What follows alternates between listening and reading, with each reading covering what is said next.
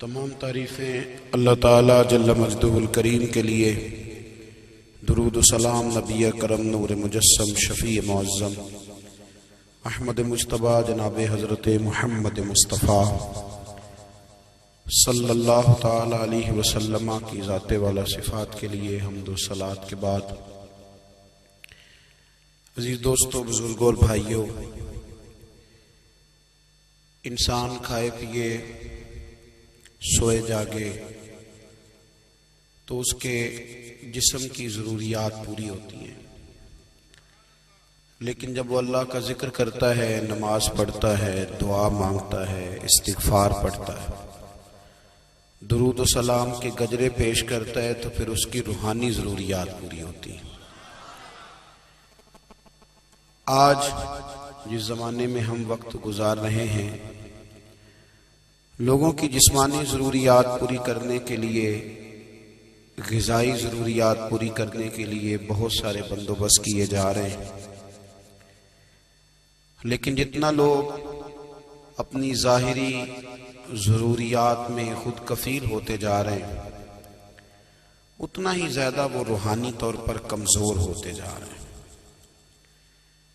گھنٹوں بیٹھ کر گپ شپ کرنے والے لوگوں کے لیے تھوڑی دیر بھی ذکر الہی کرنا مشکل ہو جاتا ہے۔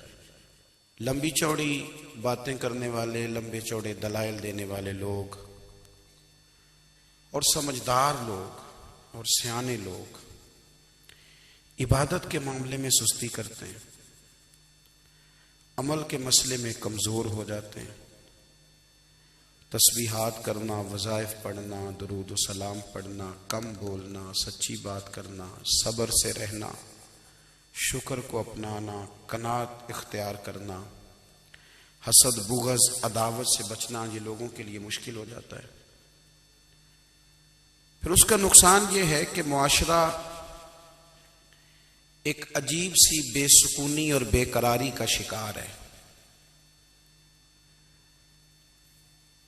جیب میں بہت زیادہ پیسے رکھنے والا، خوش شکل نظر آنے والا، پیٹ بھر کے روٹی کھانے والا شخص بھی ڈھونڈتا پھرتا ہے کہ آخر میں پریشان ہوں کیوں۔ آپ انسانیت کی تاریخ پڑھیں گے تو آپ کو معلوم ہوگا کہ انسان نے کبھی پتھر کی پوجا کی، کبھی معاذ اللہ چاند سورج کی، درختوں کی، بتوں کی پوجا کی۔ معاذ اللہ یہ غلط ڈائریکشن پہ تو چڑھ گیا، لیکن ایسا نہیں ہے کہ کوئی بندہ دنیا میں آیا ہو اور کسی کی اس نے عبادت نہ کی ہو۔ اس لیے کہ اللہ تبارک و تعالیٰ نے جس طرح ہمارے جسم میں کھانے کی طلب رکھی ہے، پینے کی طلب رکھی ہے، سونے کی طلب رکھی ہے، اسی طرح اللہ تعالیٰ نے عبادت کے لیے طلب رکھی ہے جسم میں۔ یہ تو ہوا کہ انسان گمراہ ہو گیا، غلط رستوں پہ چل نکلا، اس نے جھوٹے معبودوں کی طرف معاذ اللہ توجہ کر لی، لیکن وہ کسی نہ کسی کے سامنے جھکتا رہا، چونکہ اس کے وجود میں طلب تھی، شوق تھا اسے کہ وہ عبادت کرے۔ اللہ تبارک و تعالی جب مسلمان کو توفیق دے اور اللہ کی بارگاہ کی جانب وہ رجوع کرے، تو پھر اس کا رویہ یہ ہونا چاہیے کہ اس کی توجہ ہو اللہ کی جانب۔ ہمارے ہاں تسبیحات پڑھ لی جاتی ہیں اگر کبھی موقع ملے، لیکن وہ خاص انہماک، وہ خاص شوق، وہ خاص ذوق اللہ تبارک و تعالیٰ کی عبادت کا، ایک ہوتا ہے نماز پڑھنا، ایک ہوتا ہے اہتمام کے ساتھ نماز پڑھنا، یعنی ذرا وقت پہ اٹھنا، ذرا صحیح کر کے وضو کرنا، ذرا شوق سے مصلی بچھانا۔ ایک ہوتا ہے تسبیح پڑھ لینا، اور ایک ہوتا ہے ذرا تھوڑا سا نا شوق کے ساتھ اللہ کو یاد کرنا۔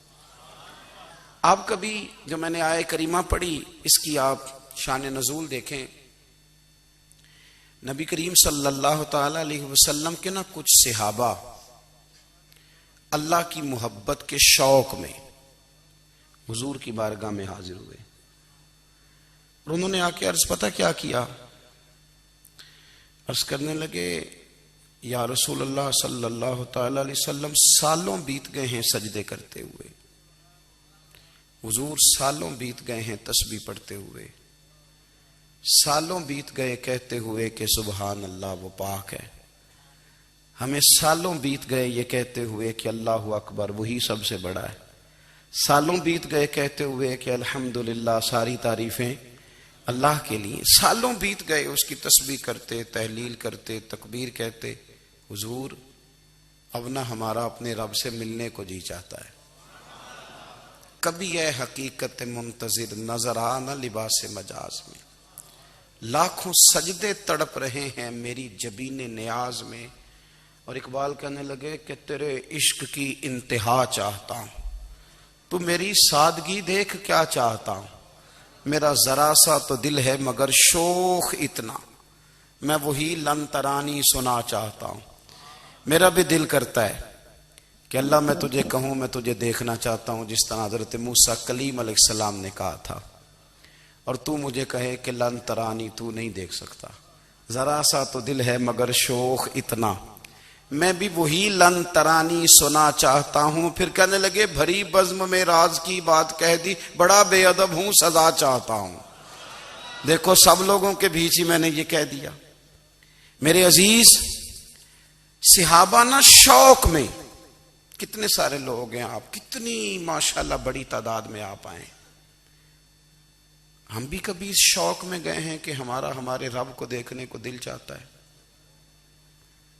ہمارا جی چاہے وہ کبھی ہمیں ملے، ہم کبھی اس کی زیارت کریں، اس کی بارگاہ کرم میں ہم حاضر ہوں۔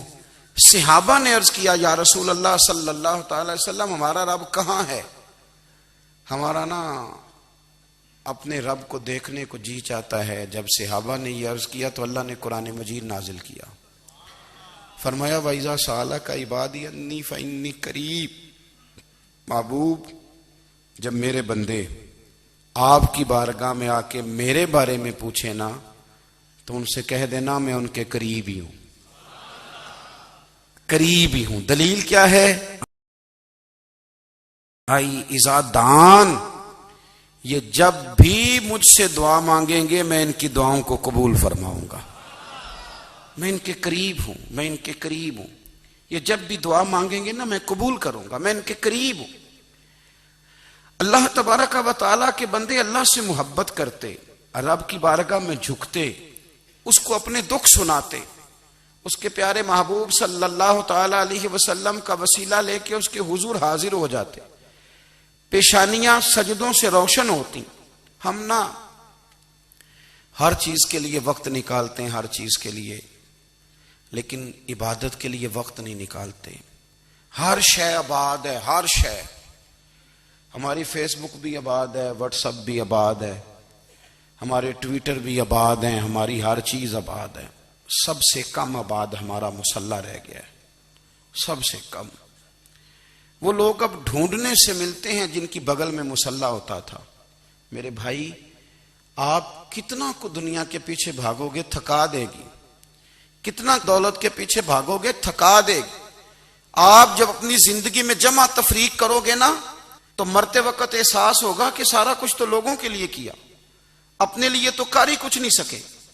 اور ہم عبادت کے معاملے میں بہانے بازی بھی کرتے ہیں، ہم کہتے ہیں اوہو رزق کمانا بھی تو عبادت ہی ہے نا، تو میں حلال روزی کے لیے جا رہا ہوں، یہ بھی تو عبادت ہے نا۔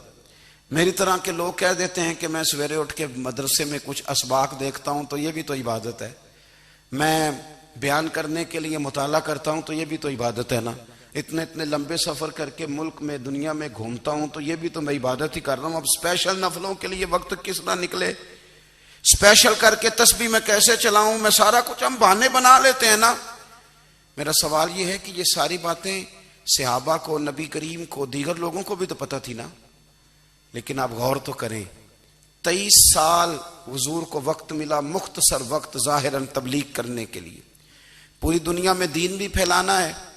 گھر میں 11 ازواج ہے، 4 بیٹیاں ہیں، ان کی اولادیں، سارے کام کاج بھی دیکھنے ہیں۔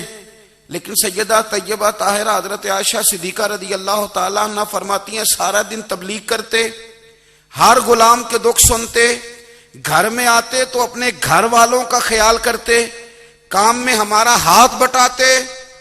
قربان جاؤں، کہتی ہیں زمانہ سارا سو جاتا لیکن آمنہ کے لال مصلی بچھا لیتے. دنیا سو گئی ساری، سب سو گئے، جو خدام تھے، وہ جو غلام تھے، وہ سو گئے. صحیح مسلم نے لفظ ملیں گے، سیدہ پاک فرماتی ہیں او میرے نبی کے غلاموں، میں نے یہ رنگ بھی دیکھا ہے کہ حضور نے اتنا کھڑے رہے، اتنا قیام کیا، اتنا قیام کیا کہ مقدس پیروں میں ورم آ گئے، سوج گئے پیر. اتنے بڑے دل پہ ہاتھ رکھ کے نہیں بتا سکتا کہ میرے کبھی نماز میں پیر سوج گئے ہوں، کوئی نہیں بتا سکتا. بچوں کی روٹی کماتے تھک گئے بات الگ ہے، ہم سیر کرنے گئے تو تھک گئے بات الگ ہے، لیکن عبادت میں یہ بھی تو مسلم شریف ہے نا، یہ بھی تو دین ہے نا، یہ بھی تو حضور کی سنت ہے، یہ بھی تو وہ چیز ہے جو کریم کی آنکھوں کی ٹھنڈک ہے.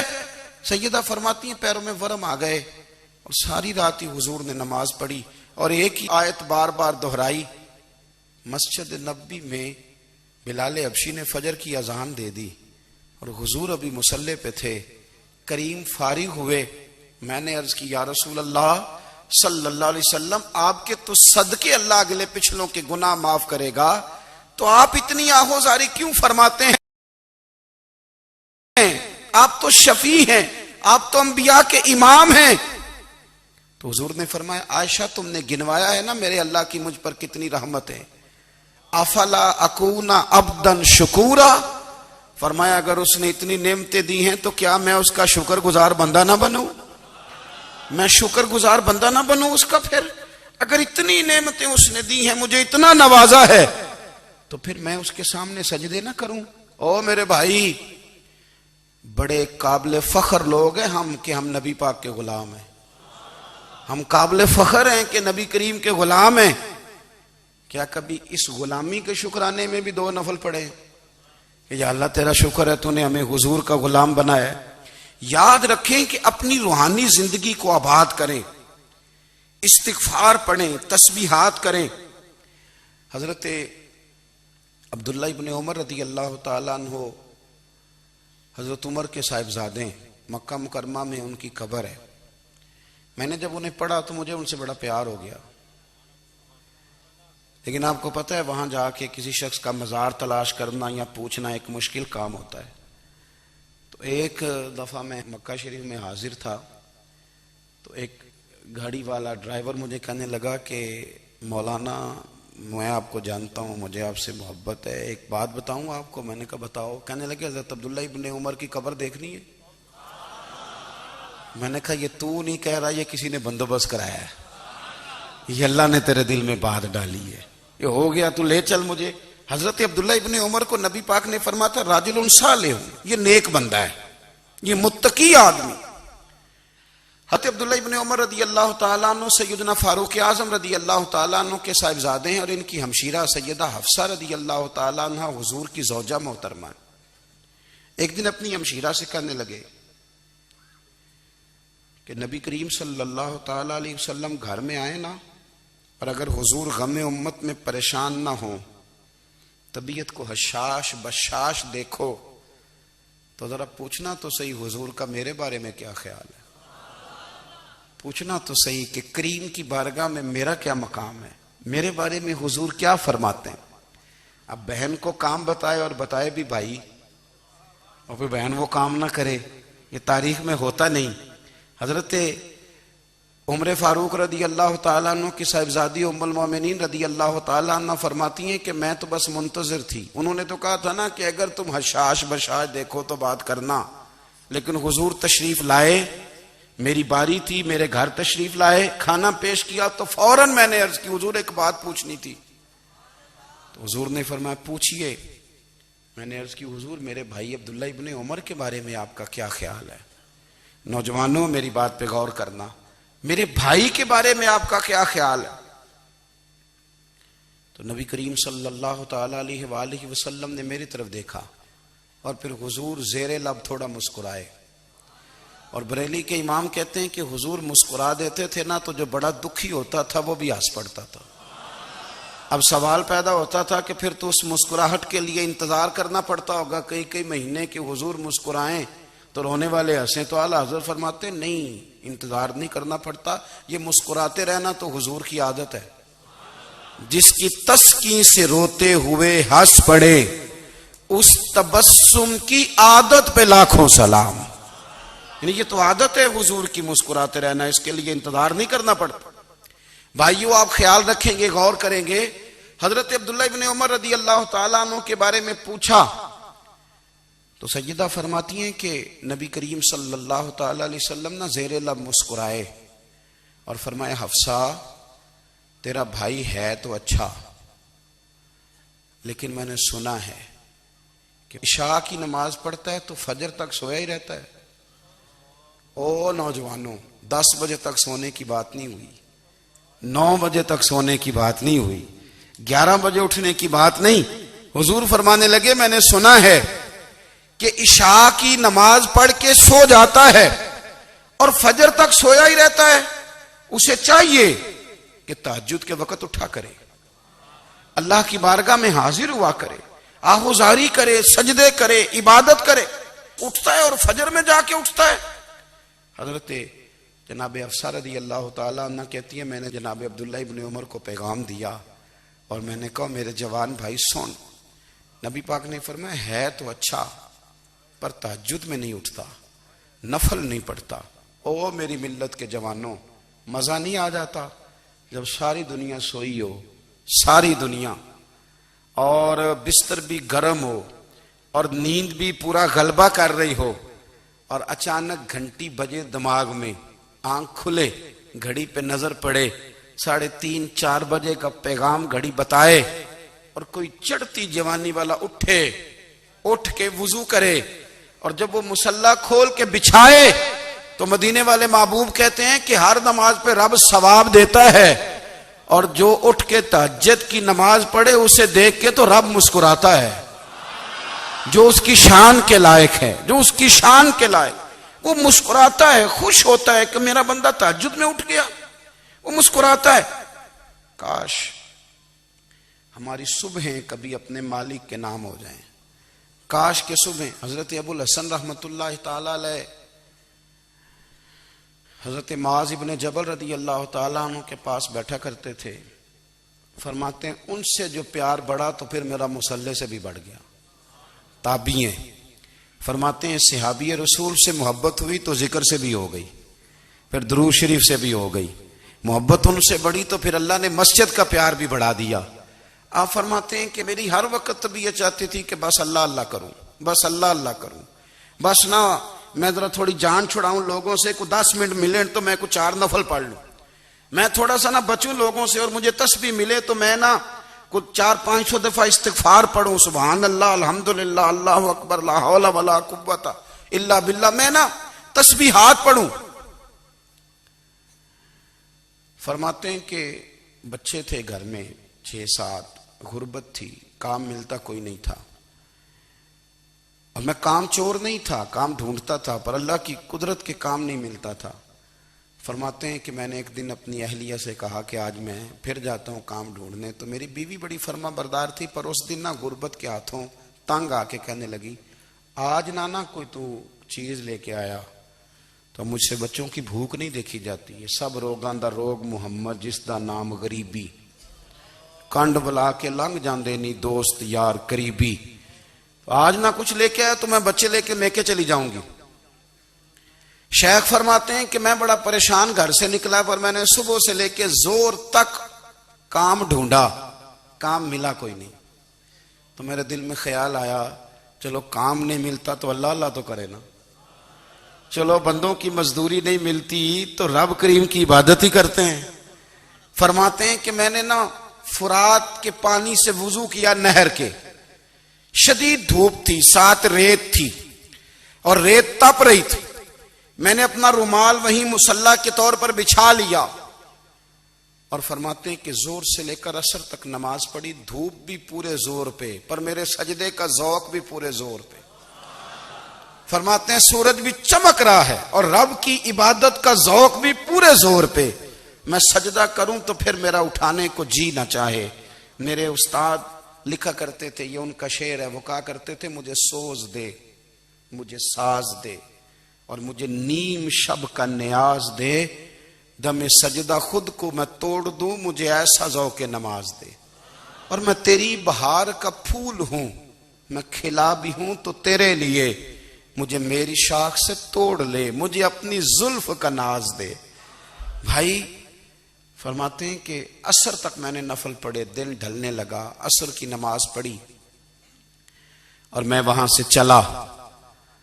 اب میں جب نکلنے لگا تو دل میں خیال آیا کہ چھوٹی چھوٹی دیواریں ہیں گھر کی، بغیر کچھ لیے جاؤں گا تو بیوی دور سے دیکھے گی تو شور کرے گی کہ پھر خالی ہاتھ آ گیا ہے۔ کہتے میں نے اپنے اسی رومال میں جس پہ میں نے نماز پڑھی تھی نا، رومال میں کی آخی دے پنجابی جو صافہ کہتے ہیں، اسی میں نا میں نے کچھ ریت بھر لی کہ وہ دور سے دیکھے گی تو سمجھے گی کچھ لے کے آیا ہے، چلو جا کے اسے بتا دوں گا کہ آج پھر مزدوری نہیں ملی۔ کہتے ہیں وہ ریت لے کر جب میں گھر میں گیا تو پہلے بیوی دروازے پہ کھڑی ہوتی تھی، پوچھتی تھی خالی ہاتھ آ گئے ہو؟ آج میں نے دیکھا تو ہے ہی کوئی نہیں۔ فرماتے ہیں میں اندر داخل ہوا، سلام لیے، کونے میں نے وہ رومال رکھ دیا اور میں نے آواز دی کہ بھلی مانس کہاں ہو؟ تو وہ کہنے لگی آپ منہ ہاتھ دھو لیں، میں روٹی لے کے آئی۔ میں نے کہا روٹی کہاں سے آ گئی؟ یہاں تو کئی دنوں کے فاقے، تو کئی دنوں کی غربت ہے، یہاں تو اس گھر میں تو فقیری ہے۔ فرماتے ہیں کہ وہ روٹی لے کے آئی اور اس وقت کی جو موجودہ نعمتیں تھیں، سمجھ لیں سلاد، اچار، ہر چیز ساتھ لائی۔ میں نے کہا کہ بچے کہاں گئے؟ کہنے لگی وہ کھانا کھا کے کھیلنے گئے، آپ کھانا کھا لیں آ جاتے۔ کھانا اس نے چن دیا۔ میں نے حیرت انگیز لہجے میں ساری نعمتیں اپنے دسترخوان پہ دیکھ کر کے بیوی سے پوچھا یہ کہاں سے آیا کھانا؟ بچوں کو تو نے کہاں سے کھانا کھلایا؟ یہ سارا کچھ کیسا ہے؟ تو کہنے لگی پتہ نہیں آج آپ کس کریم کی مزدوری کرنے چلے گئے تھے، پتہ نہیں کس کریم کی، میرے گھر میں تو اتنی نعمتیں آئی ہیں کہ مجھ سے سنبھالی نہیں جا رہی، اتنا اناج ہے، اتنا گندم ہے، کس کریم کے دروازے آج چلے گئے تھے؟ یہ کہتے کہتے وہ اٹھی اور اٹھ کر کے کہنے لگی پہلے ہی بڑا کچھ آیا تھا، اب کیا لے آئے ہو؟ اور جا کر کے نا اس نے وہ ریت والا رومال کھولا، کہنے لگے میں تو لے کے آیا تھا ریت، تو میرے رب نے اسے بھی سونے اور ہیرے بنا دیا تھا۔ جب آپ کی توجہ اللہ کی جانب، میرے نبی پاک صلی اللہ تعالی علیہ وسلم نے فرمایا ہر چیز اپنے رب سے مانگ، ہر چیز مانگ، ہر چیز مانگ۔ یا رسول اللہ کیا کچھ؟ میرے محبوب نے فرمایا تیرے گھر میں نمک بھی ختم ہو جائے تو وہ بھی اپنے رب سے مانگا کر، تو مانگنا وہ تجھے دے گا، تو اس کی بارگاہ میں کشکول طلب دراز تو کرنا۔ اور ترمذی شریف میں عجیب لفظ ہیں، رسول کائنات نے فرمایا، رب کریم فرماتا ہے جب میرا بندہ ہاتھ اٹھاتا ہے نا تو مجھے حیا آتی ہے کہ میں خالی کیسے لوٹا دوں اس کے، اتنے بڑے بادشاہ کی بارگاہ میں۔ او بھائی لوگوں سے عزتیں تلاش کرتے ہو تو وہ کیا تمہیں عزت دیں گے؟ وہ تو کل اچھا کہتے ہیں پرسوں برا کہنے لگ جاتے ہیں۔ لوگوں کے سامنے گڈ بک میں آنا چاہو گے تو وہ تو سویرے تمہارے بارے میں کچھ کہیں گے، شام کچھ اور کہیں گے۔ اپنی روحانی زندگی آباد کریں، اپنے مسلح کو وقت دیں، اور دنیا سے چھپ کر اس موبائل کو بند کر کے اور اپنے آپ سے بھی چھپ کے اور تنہا ہو کے چھپا کے سارا کچھ اپنے آنسو اپنے رب کی بارگاہ میں پیش کریں، اس کے حضور حاضری دیں۔ سنو نا ترمذی کی حدیث اور اسے یاد رکھنا، نبی پاک علیہ السلام نے فرمایا اپنے دکھ لوگوں کے سامنے نہ بیان کرنا، سیٹھوں نوابوں کو نہ بتاتے پھرنا، دنیا داروں کے سامنے جا کے نہ رونا کہ میں تکلیف میں ہوں۔ فرمایا اگر دنیا داروں کو دکھ بتاؤ گے رب تمہیں کبھی غنی نہیں کرے گا، اور لوگ ہیں کہ الٹا مذاق اڑائیں گے۔ آپ کی جس سے بڑی پکی یاری ہے نا، پکی، وہ تب تک پکی ہے جب تک آپ نے 50,000 مانگا نہیں، اور جس وقت آپ نے کہہ دیا کہ میں مجبور ہوں میری مدد کر تو پھر ختم ہو گئی دوستی۔ لوگوں کی تعلقات آپ کے ساتھ تب تک ہیں جب تک آپ ان سے کوئی ضرورت وابستہ نہیں کرتے۔ کریم محبوب فرمانے لگے بندوں کے سامنے دکھ نہ بیان کرنا، اللہ تجھے کبھی غنی نہیں کرے گا، تو اپنے دکھ اپنے رب کو بتا، تو دعائیں مانگ، تو اس کی بارگاہ میں حاضر ہو، تو اس کے حضور عرض کر۔ فرمایا اپنے دکھ اپنے رب کو بتا، وہ جلدی کرے یا دیر سے کرے تجھے ساری دنیا سے بے نیاز کر دے گا، تجھے کسی کا محتاج نہیں رہنے دے گا۔ اپنے اپنے مسلح کو، اپنی دعاؤں کو. ایک بزرگ فرماتے ہیں میں نے دعا مانگنے کا طریقہ اپنی بیوی سے سیکھا. دعا مانگنے کا طریقہ اپنی، سیکھنے والے تو اپنے بچوں سے بھی سیکھ لیتے ہیں، سیکھنے والے تو ہر ایک سے سیکھتے ہیں. وہ کہتے ہیں میں نے دعا مانگنے کا سلیقہ اپنی بیوی سے سیکھا ہے. حضرت وہ کس طرح؟ فرمانے لگے میری بیوی نے نا مجھے کوئی کام بتایا، کچھ پیسوں کی ضرورت کے لیے کہا، تو میں نے اسے کہا کہ بھئی ابھی میرے پاس نہیں ہے، کچھ دنوں میں آتے ہیں تو میں دے دوں گا. عورتوں کی عادت ہوتی ہے وہ بار بار یاد کراتی ہیں. 2-4 دنوں کے بعد پھر اس نے کہا حضرت وہ میں نے کہا تھا کچھ پیسے، میں نے اسے کہا کہ ابھی میرے پاس نہیں ہے، کچھ دنوں میں ملتے ہیں تو میں تمہیں دے دوں گا. اس نے کچھ دنوں کے بعد پھر کہا حضور وہ میں نے کچھ پیسے کہے تھے. فرماتے میں نے ڈانٹ دیا، میں نے کہا کہ کیا تو روز مجھے شرمندہ کرتی ہے، کہا نا میرے پاس نہیں ہے، ہوں گے تو دے دوں گا، تو روز یاد کراتی ہے. فرماتے ہیں اس نے پہلے تو میری ڈانٹ کو سہا، پھر میرے سخت جملوں نے اس کی آنکھوں میں آنسو پیدا کر دیے، پھر اس نے اپنے آنچل میں اپنے اس دکھ کو سمیٹا، اور پھر اس نے ایک جملہ کہا تو میں رو پڑا، اور مجھے اپنے رب سے مانگنے کا طریقہ آ گیا. مجھے کہنے لگی حضرت جی آپ نے ڈانٹ دیا میں نے سہ لیا، پر آپ ہی میرے شوہر ہیں، بتائیں نا آپ سے نہ کہوں تو میں کس سے جا کے کہوں. فرماتے ہیں میں رو پڑا، اور میں کھل کے رویا، اور میں تڑپ کے رویا، اور پھر میری سسکیاں بند گئیں. تو مجھے کہنے لگی آپ کو کیا ہوا؟ میں نے کہا مجھے بھی دعا مانگنی آ گئی ہے. جب میں اسے کہوں گا نا اللہ تو ہی میرا رب ہے، میں تجھ سے نہ کہوں تو میں کس سے جا کے کہوں؟ میں کیوں کسی بندے سے سوال کروں؟ میں کیوں کسی دنیا دار سے کہوں؟ میں تیرے بندوں کا، نیک بندوں کا وسیلہ لے کے، تیرے محبوب کی غلامی لے کے تیری بارگاہ میں آیا، تجھ سے نہ مانگوں تو کس سے مانگوں؟ سمجھ آ گئی ہے جب میں اس رنگ میں مانگوں گا تو پھر رب میرے اوپر بڑا ہی فضل فرمائے گا، وہ میرے اوپر بڑی رحمت کرے گا، وہ میرے لیے آسانیاں کرے. عزیز دوستو ہم اس طرح کرنے لگ گئے ہیں کہ ہم نے نا اپنے تعلقات پر اعتماد کرنا شروع کر دیا ہے. میرے تعلقات بہت ہیں. ہم نے اپنی دولت پر اعتماد کرنا شروع کر دیا ہے، میرے پاس دولت بہت ہے. ہم نے اپنے علم پر، اپنی شہرت پر اعتماد کرنا شروع کر دیا ہے کہ میرے پاس فلاں چیز بہت ہے. یاد رکھنا جب بے نیاز اپنی صفت بے نیازی دکھاتا ہے تو بڑی بڑی دولتوں والے مجبور نظر آتے ہیں. بھائیو جب انسان کا رشتہ اپنے مالک کے ساتھ ہوتا ہے پھر تو غم بھی کچھ نہیں کہتے، پریشانیاں بھی کچھ نہیں کہتی، پھر تو زندگی صبر والی، پھر تو زندگی توکل والی، پھر تو زندگی بھروسے والی. پھر انسان اپنے آپ کو رسوا نہیں کرتا، دنیا داروں سے امیدیں اس کی ختم ہو جاتی، امیدیں اللہ رسول سے لگا لیتا ہے، مضبوط ہو جاتا ہے، مضبوط، طاقتور ہو جاتا ہے، خوددار ہو جاتا ہے، باوقار باعزت ہو جاتا ہے. حضرت بہلول دانا رحمت اللہ علیہ بیٹھے تھے تو ہارون رشید حج کر کے آ رہا تھا، تو رستے میں حضرت شیخ سے ملاقات ہو گئی تو السلام علیکم کے بعد کہنے لگا حضور کچھ حکم ہو تو بتائیے گا.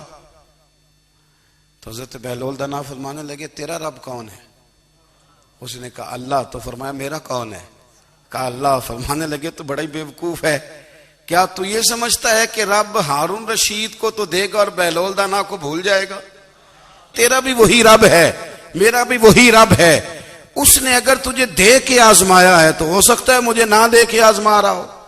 جب اس کی حکمت کے تقاضے ہوں گے تو عطا کرے گا اور دے گا. تو جا اپنا کام کر. بھائی اپنی روحانی زندگی، اپنی عبادات، اپنے وظائف، اپنے روزمرہ کے معاملات، اپنی دعائیں، اپنا استغفار. دیکھو کوئی مشکل کام تو نہیں، 2 رکوع ہیں سورہ واقعہ کے اگر رات کو پڑھ لی جائے تو.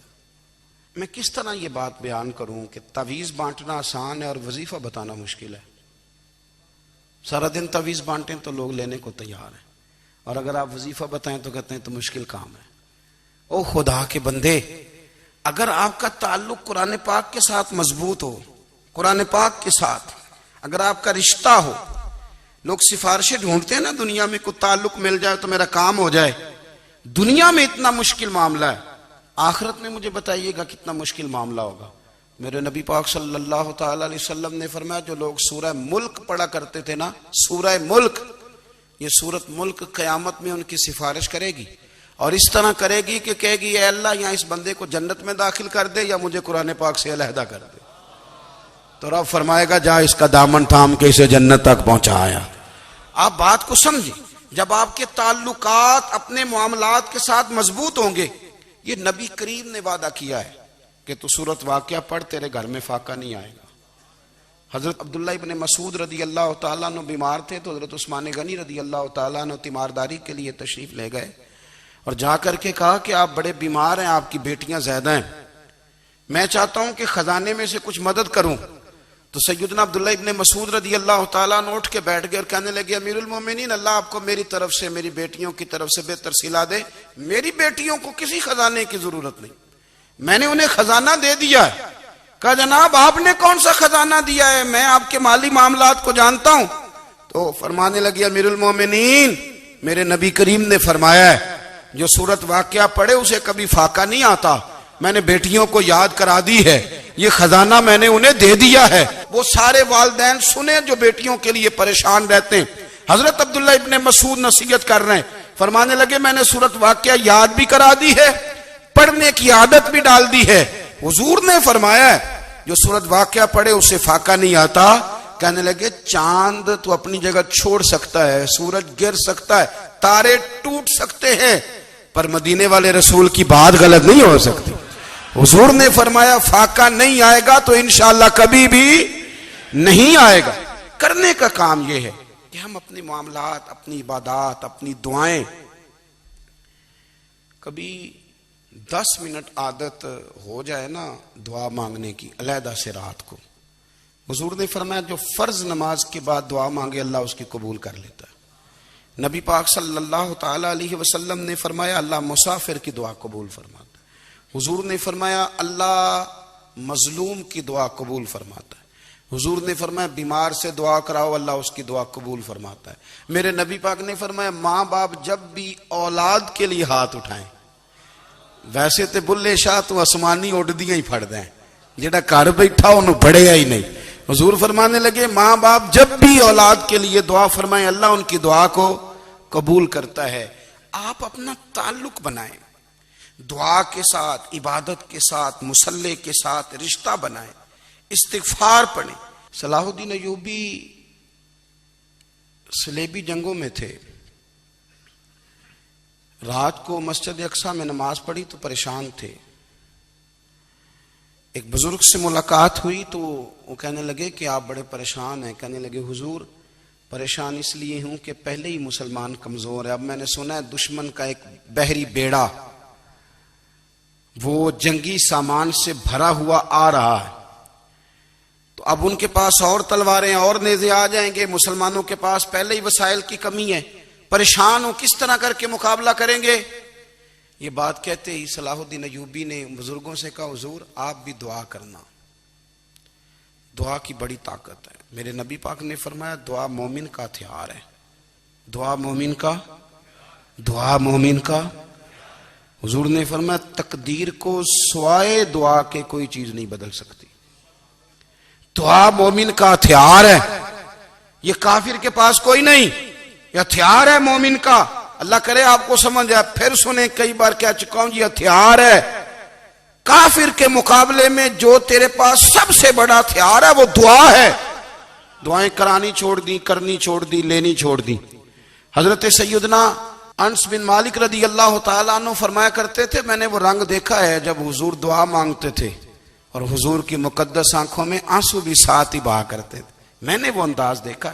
تو صلاح الدین ایوبی بزرگ سے کہنے لگے آپ بھی دعا کیجیے، اور خود رونے لگے اور سر سجدے میں رکھ کے رونے لگے اور عشاء سے لے کر فجر تک روئے، خوب روئے. صبح وہ بزرگ آئے تو صلاح الدین ایوبی کا خوبصورت اور ہنستا ہوا چہرہ دیکھا. کہنے لگے آپ بڑے خوش ہیں، رات تو میں نے بڑے روتے ہوئے دیکھا تھا. تو کہنے لگے حضور وہ جو بحری بیڑا آ رہا تھا نا وہ پانی میں ڈوب گیا ہے، اب وہ نہیں آ رہا، ابھی خبر آئی ہے تو میں بڑا خوش ہوں. بزرگ کہنے لگے اٹھ سینے سے لگ اور سن ایک بات، وہ بحری بیڑا پانی میں نہیں ڈوبا، وہ تیرے آنسوؤں میں ڈوب گیا ہے. وہ جو تو رات رویا ہے نا رب کریم کی بارگاہ میں تو وہ ڈوب گیا ہے. بھائی اپنا مصلی کا، عبادت کا، وظائف کا، اللہ اللہ کا سلسلہ اس کو مضبوط کرے، اپنی دعاؤں کے تعلق کو مضبوط کرے۔ دعائیں بڑے انقلاب برپا کر دیتی ہیں۔ ہم تھوڑے تھوڑے نا جب سے خشک ہوئے ہیں نا، خشک، اور میری تو جماعت ہی صوفیاء کی جماعت تھی، ہم تو داتا علی اجمیری کی جماعت سے، ہم تو خواجہ اجمیری کی جماعت سے، ہم تو شیخ احمد فاروق سرہندی کی جماعت سے، ہم تو صوفیاء کی جماعت۔ ہماری جماعت نے بھی وہ تعلق جو ہمارے بزرگوں نے بنایا تھا۔ بزرگ اللہ کے قریب کیسے جاتا ہے؟ ہمارے یہاں نا بہت سارے لوگ کہتے ہیں جی نظر ہو گئی تو کام ہو گیا۔ بھائی جو بخاری مسلم میں طریقہ ہے نا اللہ کا قرب پانے کا، وہ تو نفل ہے۔ نبی کریم علیہ الصلوۃ والسلام نے فرمایا بندہ نفلوں کے ذریعے رب کے قریب جاتا ہے، اور اتنا قریب جاتا ہے کہ پھر اللہ اس کی زبان بن جاتا ہے، اللہ اس کی آنکھیں بن جاتا ہے، کان بن جاتا ہے، ہاتھ اور پیر بن جاتا ہے۔ تو یہ تو عبادت ہے، یہ تو اللہ کی بارگاہ کی حاضری ہے جو آپ کو اللہ کے قریب کرے گی۔ تو اپنے نماز کو اہمیت دے کے ادا کریں، نمازیں موبائل بند کر کے ادا کریں۔ لیکن نا کچھ لوگ کہتے ہیں مجھے ٹائم نہیں ملتا نماز کا، تو میں کہتا ہوں یہ آپ نے بڑی جرت کی بات کی ہے۔ مجھے کو میرا پیر بھائی کہہ دینا میرے پاس ٹائم نہیں آپ کو ملنے کا، تو میں کہتا ہوں آج کے بعد آنا ہی نہ۔ تو کیا سمجھتا ہے تو بہت بڑا آدمی ہے، تیرے پاس ٹائم نہیں ہے اور ہمیں ملنے کا ٹائم، موج کر۔ تو آپ نے اللہ رسول کو کہہ دیا ٹائم نہیں۔ اور عجیب فلسفہ ہے نا، کہا جائے نماز پڑھنے آؤ تو کہتے ہیں کپڑے ٹھیک نہیں، اور کہا جائے کہ آؤ ذرا دعوت پہ چلیں تو کہتے ہیں 1 منٹ ٹھہر میں کپڑے بدل کے آیا۔ نماز کے لیے کہا تو کہتا ٹھیک نہیں، دعوت کے لیے کہا تو کہتا میں ذرا تیاری کر لوں، یوں جانا مناسب نہیں۔ یہ معاملہ ٹھیک نہیں۔ رب تو فرماتا ہے کہ جب تو مسجد میں آ تو زینت اختیار کر کے آ، خوب ذوق سے دعا مانگیں، خوب شوق سے نماز پڑھیں، خوب استغفار کا مزاج بنائیں۔ آپ لوگوں کے بیچ رہ کے سوکھ حاصل کرنا چاہتے ہیں، لیکن آپ کو پتہ ہے کئی مہینے غار حرا میں رہنا بھی مدینے والے محبوب کا طریقہ ہے۔ ہر سال اعتکاف بیٹھنا الگ سے، یہ بھی حضور کا طریقہ ہے۔ مسجد نبوی کے اندر دروازہ کھلتا تھا نبی کریم کا، پر گھر کے اندر نفل پڑھے نبی پاک، اور حضور فرماتے ہیں کچھ نفل نماز گھر میں بھی پڑھا کرو، گھر کو قبرستان نہ بناؤ۔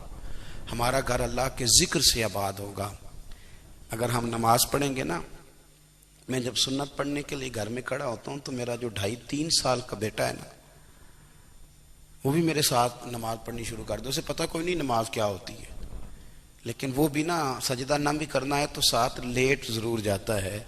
پتہ چلا بچے لیکچر دینے سے نماز نہیں پڑھتے، نماز شروع کر دیں تو بچے بھی شروع کر دیتے ہیں۔ ہم جب پریشان ہوتے ہیں تو لیکچر دیتے ہیں، تو لیکچر تو باہر شاید چل جائے، گھر میں کیسے چلے گا؟ گھر میں تو عمل چلے گا۔ تو میرے عزیز، آج کے اس روحانی اجتماع میں ہمارے دوستوں نے جو محنت کی، ہم نے بار بار اپنی نیت سے پوچھا خدا ہمیں معاف کرے اگر کوئی ذاتی شہرت ہے، کوئی ہمارے ذاتی مفادات ہیں، رب ہمیں ہدایت دے۔ ہماری یہ خواہش تھی کہ روحانی اجتماع ہمیں تھوڑا سا اللہ اور اس کے رسول کے جانب مائل کرے، کچھ ہمارا